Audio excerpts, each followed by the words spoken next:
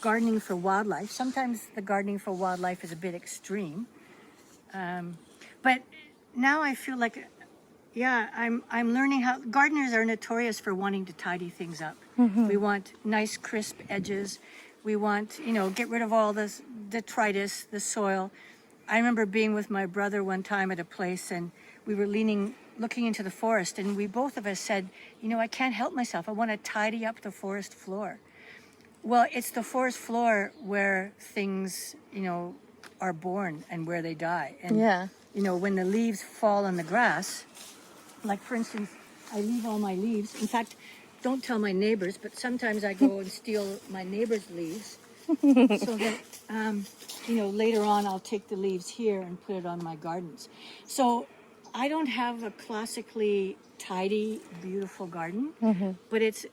I feel very lucky that I get to be out here and participate in this. And it's also sort of a record of the things I've learned and the mistakes I've made. So, for instance, this was a tree that I bought in the Lower Mainland. It's called Pinus wallaceiana, and if you look at it, it's got some blue, some yellow, and some green needles. You can see it's still a very junior tree. It's grown, this is, I guess, a good 15 years that it's been here. But I bought it. I didn't know if it would grow in my area, but it was called Pinus wallaceiana. So I thought, wallacine. It must be okay.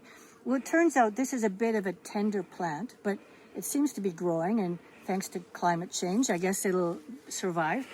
But then I found it in a garden in Dublin, Ireland, and it's a monster tree. It's going to be like 200 feet tall, and I hope it's going to be here, 150 years from now. But that's where I'm planting trees for 150 years from now. Yeah. And I really want, I'm really aware of what's happening, climate change wise, and I think that we really have to be forward looking here in to really plant for what's going to be like 20 or 30 years from now.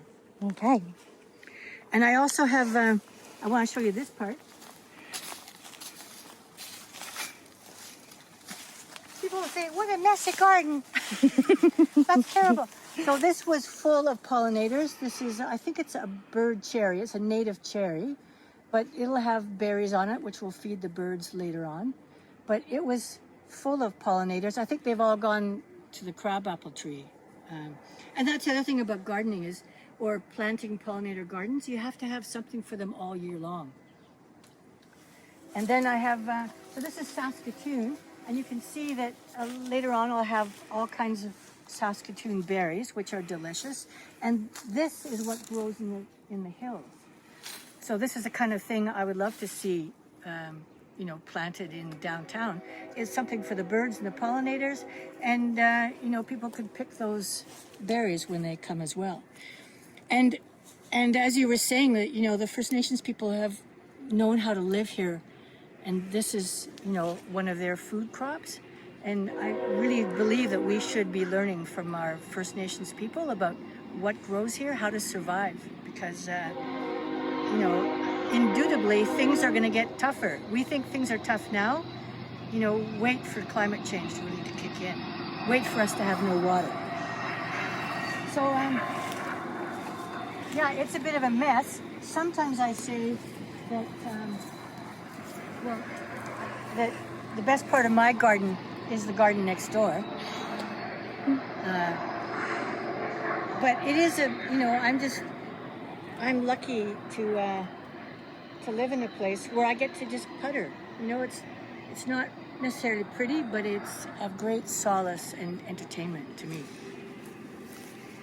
And yes, I just bought some water troughs, and we're going to put them in the yard. I have to move this tree here.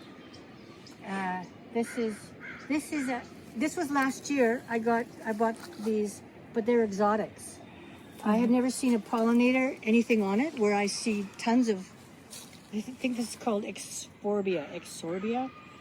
I'd never heard of it before, but I thought, oh great, I plunked it in. now I'm thinking I probably should take it out and plant something that really is going to be ecologically valuable. And this is garlic, and I can't say that it's ecologically valuable, but it sure is great to have your own garlic. We're capped? Okay. And so down here, I'm also growing.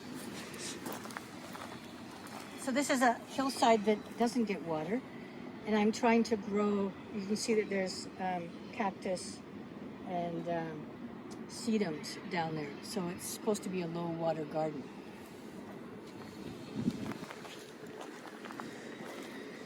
And I'm also dealing with invasives. This is not a native plant, and it's kind of, I think it's beautiful. I love it, and I see that there are pollinators that do come to it, but it's a little bit worrisome because I think I might be introducing an invasive plant, and we're guilty. We humankind, we like to create these different places where. With the exotic, something that came from Iran, something that came from China, and then they've created huge problems for us. They outcompete our native plants, and then our pollinators, our bugs, aren't able to feed off them. So, it's an example of green paving.